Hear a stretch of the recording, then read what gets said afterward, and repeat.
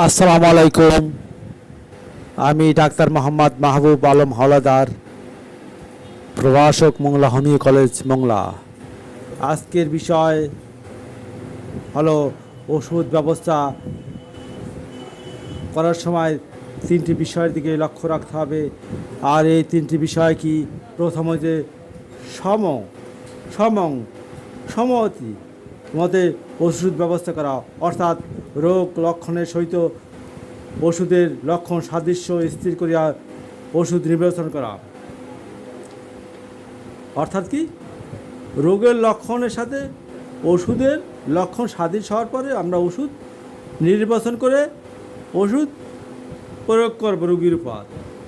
2 নম্বর, রোগ আরোগ্য করতে হলে নিতান্ত অল্প মাত্রায় ওষুধ প্রয়োগ করতে হবে। প্রথম আমরা কী করব?